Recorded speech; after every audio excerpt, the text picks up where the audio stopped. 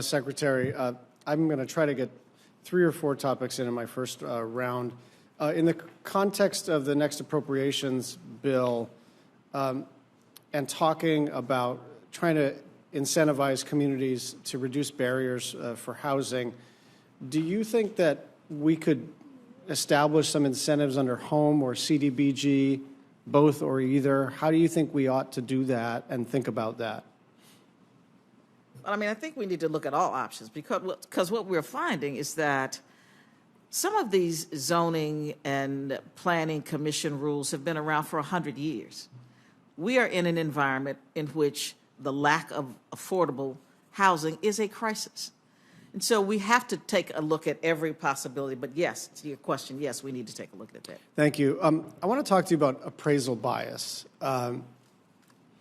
I know that there's been a convening on this topic, and I think we should probably start at the beginning because I'm not sure that everybody knows what it is, why it's a problem, and perhaps what we can do about it. So let's start with what is appraisal bias, why is it a problem, and what can be done?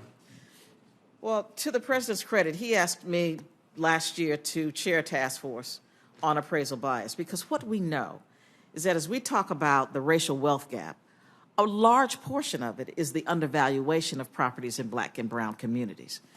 We have done a report which was issued last month which shows very clearly that we could put a huge dent in the wealth gap if we would just value properties in certain communities properly.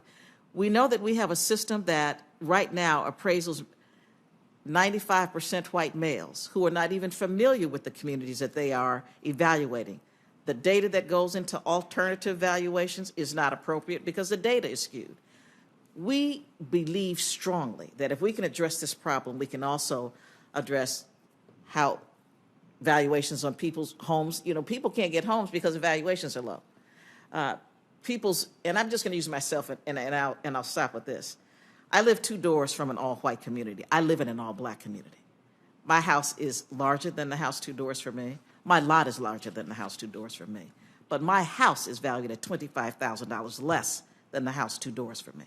And so once we can start to address and just own up to the fact that we are continuing to discriminate and redline in our housing efforts, then I think that we can make sure that we can start to deal with the racial wealth gap. Thank you very much. I want to follow up because I do think some of this is on the private sector.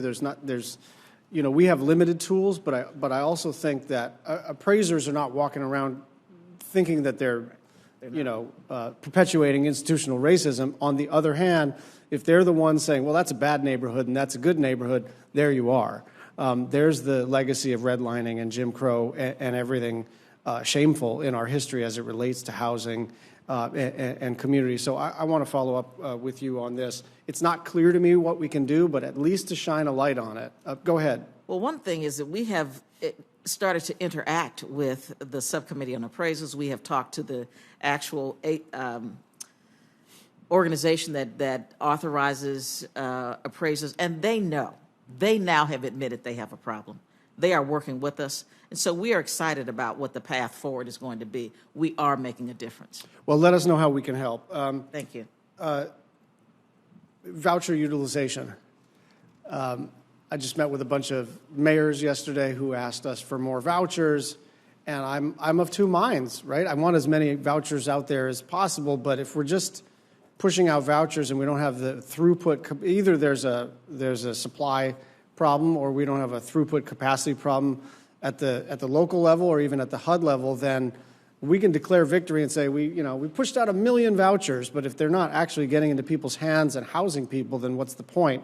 And so I want to be reassured that if we provide additional resources for housing vouchers, that we're actually getting vouchers into the hands of people who need them, as opposed to just the committee declaring victory and having a bullet point on our press release. I think it's a combination of the two, Senator. Clearly, we do have a supply issue in many communities. But what we also know is that when we push the vouchers out, when there's an opportunity, we want people to be able to access those vouchers right away. The waiting lists are years in some communities just for public housing in Section 8. And so we want to be sure that the vouchers are available. But yes, there is a supply problem. I'm not going to even try to sugarcoat it. A lot of the vouchers aren't being used because there's no place to take them. people are not, and we are dealing with landlords who know that they can get more by not being Section 8 anymore. So we're losing people who are already in the pipeline. So like I said, I'm not going to try to make it something that it's not. That is a part of the problem as well. Thank you very much. Vice Chair Collins. Thank you, Mr. Chairman. Secretary